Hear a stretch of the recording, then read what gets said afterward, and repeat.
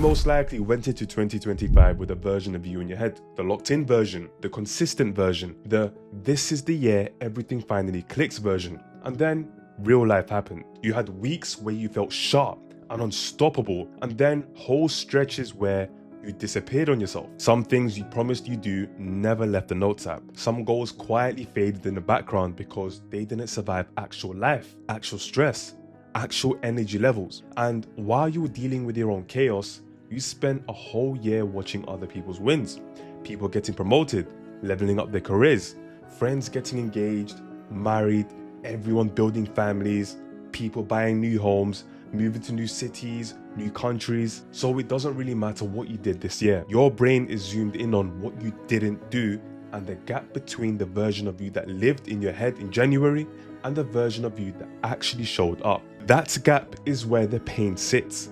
That's where I wasted this year and I'm so behind gets created. But I want you to clock something before we go any further. That story isn't a fact. It's a story, a very convincing one, but still a story your mind built because reality didn't match the movie you've written for yourself. And before you do the whole new year, new me performance, like everyone does every year, we need to talk about how you actually closed a year that didn't go the way you hoped. Because if you don't close it properly, you don't leave it behind. You drag that same energy with you into January. So let's do it properly. The first thing I want you to understand is the disappointment you feel right now is not really about the year. It's about your expectations of yourself. This year didn't expose that you're a failure. It exposed that you're human. You probably realized motivation doesn't always last the way social media makes it look. You saw that you're not just some robot who can stay perfectly dialed in while life throws 10 things at you at once. And you definitely felt how heavy comparison is when you keep measuring life against people who aren't living anything like your reality. None of that means you're broken. It just means this year told you the truth about what it actually takes for you to function. The question is, are you going to use that truth, or are you just going to feel bad about it? Because the real first step to dealing with a year that didn't go as planned is surprisingly simple. You have to look at it honestly instead of dramatically. Not this year was amazing, not this year was a complete write-off, just what actually happened. If you sat down with yourself and dropped the performance, what would you see? You'd see the moments you genuinely tried. Even if they didn't last as long as you wanted, you'd see the things you kept dodging because they scared you, or bored you, or reminded you of the version of you that you tried to grow out of. You'd see the situations and the people that drained you way more than they should have, and the few things that actually helped you stay sane. And you'd see this as well.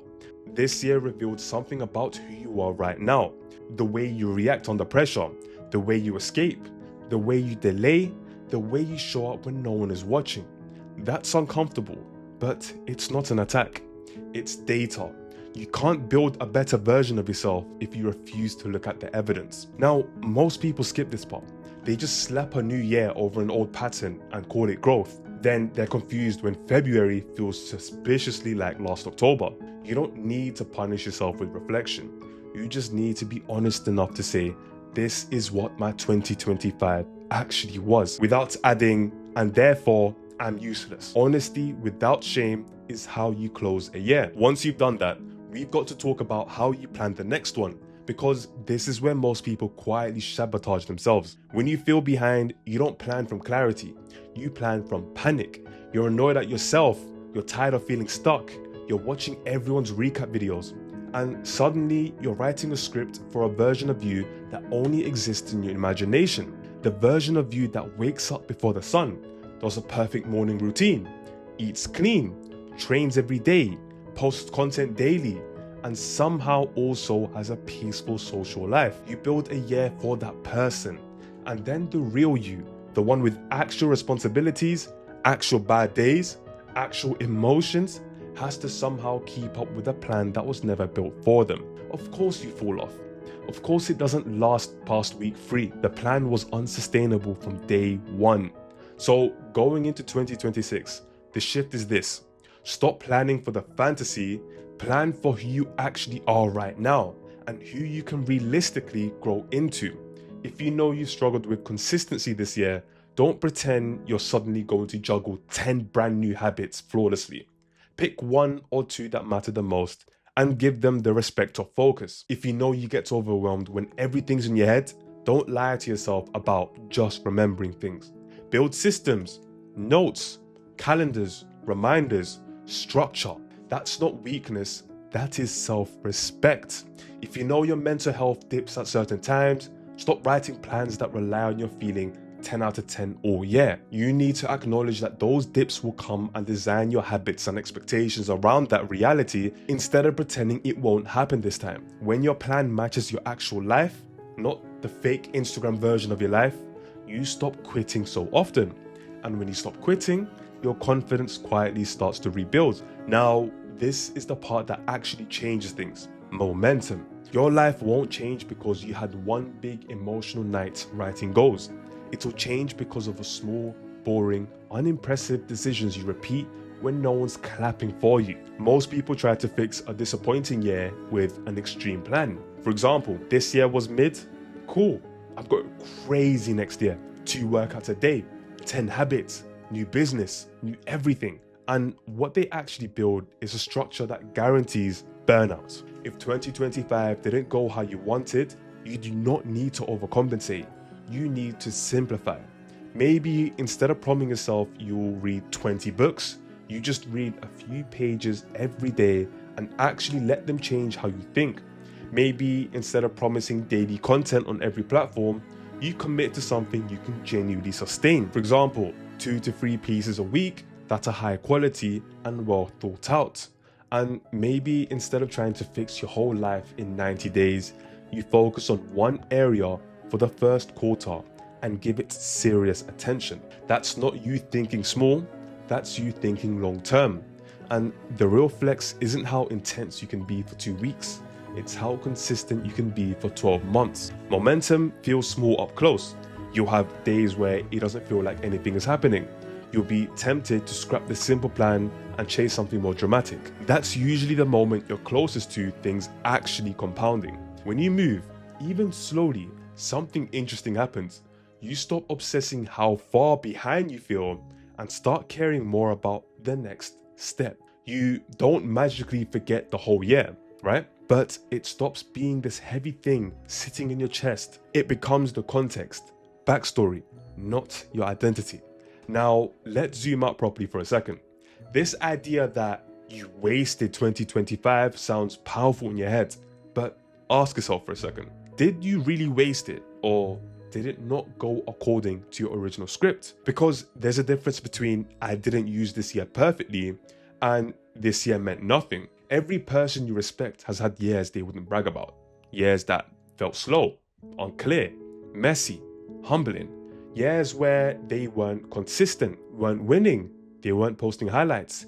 Years where the only things they were doing was learning how much they needed to unlearn. You didn't see those seasons. You just saw the chapter after that. Some seasons are about visible progress, where things grow, results show, people clap. Some seasons are about clarity, where you realize what you actually want and what you've been lying to yourself about.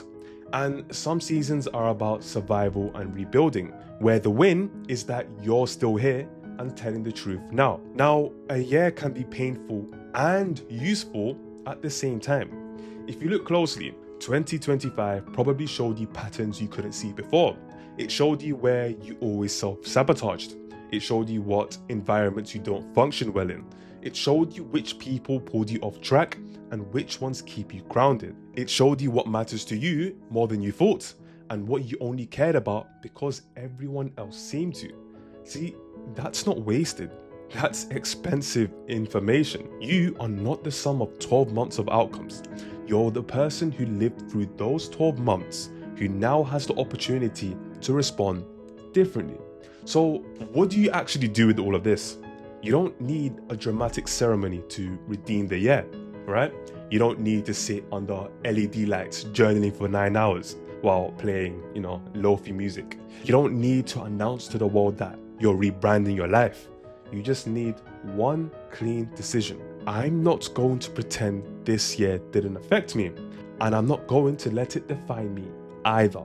You take an hour, you sit with yourself, and you close the year honestly. You write down what you learned, what you're done tolerating, what you want to keep, what you want to leave in 2025. And remember, you let yourself feel a bit annoyed, a bit sad, a bit relieved, or whatever's real. And then instead of promising yourself you'll become a completely different person next year, you pick a different direction. You decide what kind of life you actually want to build and what kind of person you need to become to live that life, and what the smallest, most realistic step towards that version of you looks like in January, not your imagination. You don't need to catch up to anyone. You need to stop running someone else's race and start walking your own path properly. If you want me to do a part 2 on this, maybe when 2026 comes, or maybe just before that, where I break down actually how to plan 2026 in a way you actually stick by it, let me know and I'll make it. But hear this before you go. 2025 not going the way you hoped doesn't make you a failure. It makes you a human being in the middle of a story. This wasn't the year everything clicked. Maybe it was the year you finally stopped lying to yourself. And that is not a bad place to build from. Make sure you like, sub, and turn on the notifications, and stay tuned for my next upload. Stay safe, guys.